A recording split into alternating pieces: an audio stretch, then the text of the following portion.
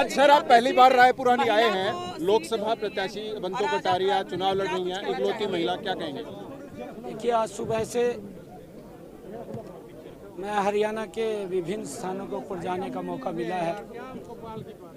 10 बजे मैं बहादुरगढ़ में था और 3 बजे मैं नांगल चौधरी में था और अब 6 बजे मैं रायपुरानी में था। लोगों का जो उत्साह, जो जोश देखने को मिल रहा है, हरियाणा की 10 की 10 लोकसभा की सीटें बहुत बड़े मार्जिन से हरियाणा प्रदेश के लोग नरेंद्र मोदी जी के पास भेज करके कमल के फूल पर तीसरी बार प्रधानमंत्री बनाने का काम हरियाणा के लोग करेंगे। मुझे खुशी है इस बात की कि जब नांगल चौधरी के अंदर जाता हूं तो वहां भी लोगों का जोश और उत्साह वो देखने को मिलता है।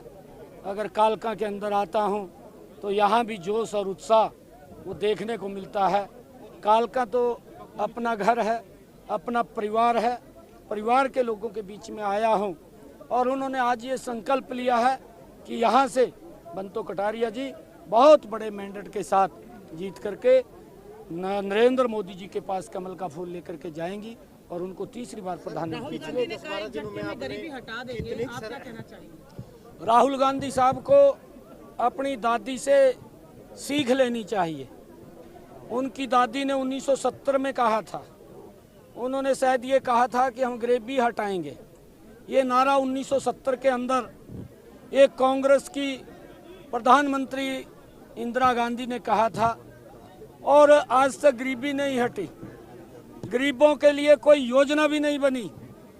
गरीबों को लॉलीपॉप देने का काम 55 साल 60 साल तक कांग्रेस करती रही, कांग्रेस के बड़े नेता करते रहे और इस प्रकार से उनको रेवड़ियाँ दे करके इस प्रकार की बातें करते रहे कि जब चुनाव आते थे टॉफी देने का काम करते थे और फिर उनके हालात के ऊपर उनको छोड़ देते थे। ये 1970 में ये राहुल गांधी को पीछे थोड़ा जाना चाहिए।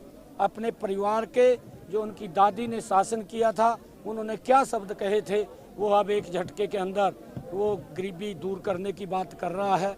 और दूसरा मैं आपको कहना चाहता हूँ, उन्हीं के पिताजी ने एक बात और कही थी कि मैं तो 1 रुपया दिल्ली से भेजता हूँ और रायपुरानी के अंदर वो 15 पैसे रह जाता है। वो 85 पैसे कौन से गरीब के वेलफेयर के ऊपर खर्च होने थे, उनको कौन से आवास योजना के तहत मकान मिलना था, उनको जनधन खाते के माध्यम से बैंक में जाने का अधिकार मिलना था, उनको आयुष्मान कार्ड उनको दे करके उनके इलाज के लिए 5 लाख रुपए का अधिकार देना था। ये बहुत सारे वेलफेयर के काम होने थे। कौन कौन सी सड़कें 4 लेनिंग बननी थी, कौन कौन सी सड़कें एक्सप्रेस वे बननी थी, कौन कौन सी जो देश के लोगों को आज अंतर्राष्ट्रीय सुविधाओं से सुसज्जित जो वंदे भारत जैसी ट्रेन मिली है, वो पहले मिल जानी चाहिए थी। ये राहुल गांधी को समझना चाहिए, परंतु उनको ये आज झूठ बोलने का एक और मौका, ये समय समय के ऊपर इस प्रकार का झूठ बोलते हैं कि हम एक झटके में हम गरीबी को हटा देंगे। कौन सा राहुल गांधी के पास वो अलादीन का चिराग ले रहा है जिसको रगड़ करके वो कह देगा कि भाई गरीबी हट गई। भाइयों, गरीबी तो नरेंद्र मोदी जी ने हटाई है। 5 लाख रुपए का अधिकार दिया है, आवास बना करके दिए हैं, हमारी बहनों को सेल्फ हेल्प ग्रुप के माध्यम से सशक्त किया है और हर बहन को आवास बना करके दिया है। उसके घर के अंदर प्रधानमंत्री उज्ज्वला योजना के तहत गैस का सिलेंडर कनेक्शन दिया है। 80 करोड़ परिवारों को लगातार राशन देने का काम किया है और हर घर के अंदर नल और स्वच्छ जल पहुंचाने का काम नरेंद्र मोदी जी ने किया है। प्रधानमंत्री उजाला योजना के तहत LED बल्ब 38 करोड़ से ज़्यादा फ्री में दे करके लोगों के बिजली के बिलों को भी कम करने का काम किया है और उसका परिणाम ये निकला, नरेंद्र मोदी जी ने पिछले 10 वर्षों के अंदर देश के 25 करोड़ लोगों को गरीबी रेखा से बाहर किया है।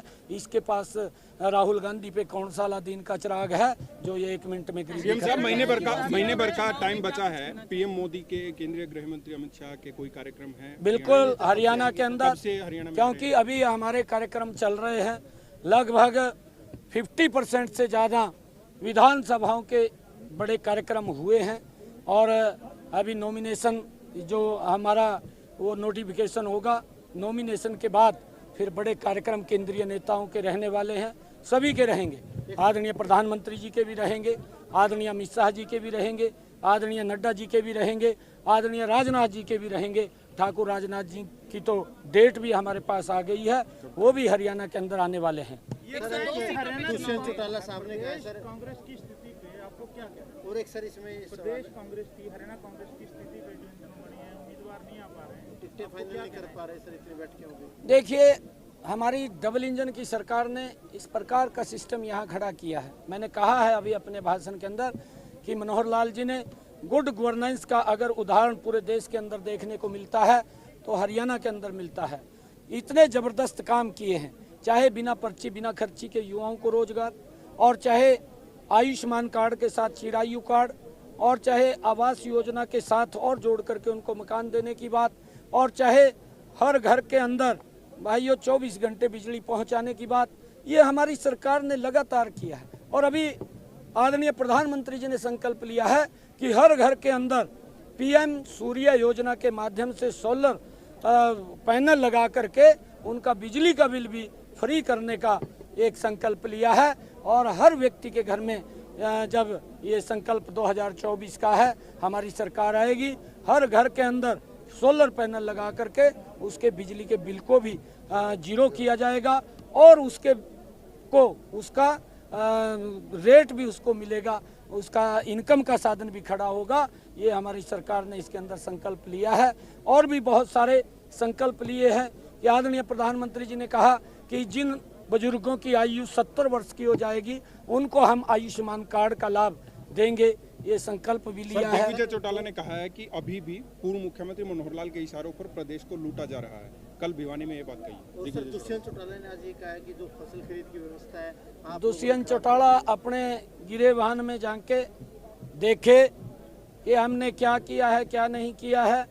उसके खुद के विधायक वो किस प्रकार के बात विधानसभा के अंदर ही उसके खिलाफ बोली है, ये हमने नहीं बोली है, उसके विधायकों ने बोली है।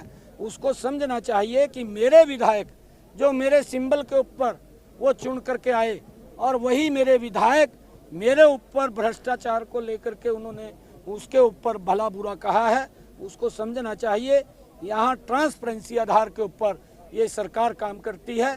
ये चाहे मनोहर लाल जी की सरकार है आज, चाहे मैं इसके अंदर मुखिया के तौर के ऊपर देख रहा हूँ, भ्रष्टाचार से किसी प्रकार का समझौता नहीं है। कोई भी व्यक्ति है अगर भ्रष्टाचार के अंदर लिप्त होगा उसके खिलाफ सख्त कार्रवाई सरकार करेगी। आपने जैसे कहा कि उनके विधायकों ने भ्रष्टाचार की बात की उनके खिलाफ, क्या इस नहीं, ये विधानसभा के अंदर उनके विधायक बोले हैं। देखिए, उनके विधायक ही उसके खिलाफ खड़े हुए हैं, कोई और नहीं। हमने कहा है जीरो टॉलरेंस। अगर हमारे पास अगर कोई एप्लीकेशन आती है बिल्कुल उसकी जांच कराएंगे। सपा विपक्ष ये कह रहा है कि जिस तरह से बीजेपी के प्रत्याशियों का हर जगह विरोध किया जा रहा है कि जनता जो है अपना फैसला जो है पहले ही सुना चुकी है। कहीं कोई विरोध नहीं है। इतना जबरदस्त किसान के हित के अंदर नरेंद्र मोदी जी ने काम किया है। आज मैंने जिसका जिक्र किया है 6,000 रुपये एक साल के अंदर किसान के खाते के अंदर पहुंचाने का काम किया है, ये हमारी डबल इंजन की सरकार ने किया है। कांग्रेस के समय का किसानों का जो मुआवजा था, इनके समय के अंदर 2 रुपये का चेक, 5 रुपये का चेक, किसान के साथ बद्दा मजाक करने का काम कांग्रेस की पार्टी ने किया है।